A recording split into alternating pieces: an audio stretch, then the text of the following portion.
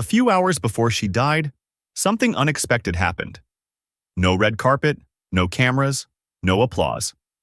In a quiet hospital room in Beverly Hills, Shelley Winters made one final decision that surprised everyone around her. Lying beside medical machines, weak but fully aware, she chose to marry the man who had stood beside her for years. The ceremony lasted only minutes. No guests, no celebration. Just two people holding on to each other while time quietly slipped away. If you only knew her from the movies, you might think that ending felt strangely fitting. Because Shelley Winters never played perfect women. She played the difficult ones. Angry mothers, desperate lovers, women bruised by life but still standing. And maybe that's why audiences never forgot her. Long before Hollywood knew her name, she was simply Shirley Shrift, a girl growing up in immigrant neighborhoods of New York after being born on August 18, 1920 in St. Louis. Her father worked as a tailor. Her mother had once sung on stage. Money was never abundant, and stability could disappear overnight. Then something happened that changed her childhood forever. Her father was convicted of burning down his own shop for insurance money and sent to Sing Sing prison. Imagine being a young girl and suddenly hearing whispers about your family everywhere you go. In moments like that, childhood ends early. Winters would later admit that from that day forward, she learned a painful lesson. Life can change without warning. Acting became her escape. School plays turned into a kind of emotional shelter.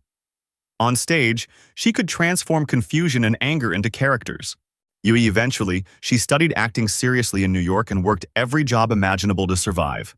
Sales clerk, nightclub performer, model, anything that kept the dream alive.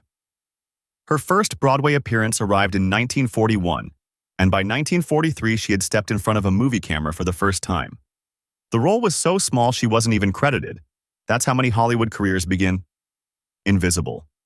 But persistence has a strange power. By 1951, Winters delivered a haunting performance in A Place in the Sun, opposite Montgomery Clift and Elizabeth Taylor. Critics suddenly realized something important. This wasn't just another glamorous blonde actress.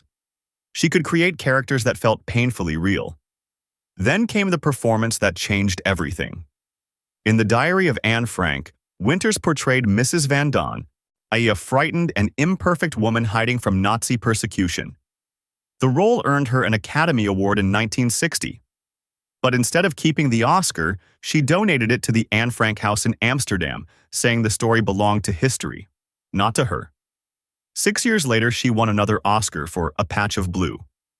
2 awards, dozens of films, more than 60 years in front of cameras. But success never simplified her personal life. Marriages came and went. Hollywood relationships burned bright and faded quickly.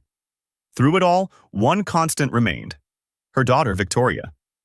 And when the lights of the industry finally dimmed, Winters returned to something simpler: memory, reflection, and the quiet understanding that fame is temporary.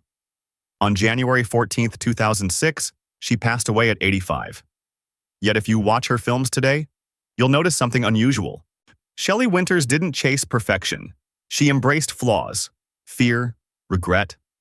Because sometimes the most unforgettable performances are the ones that look a little too much like real life.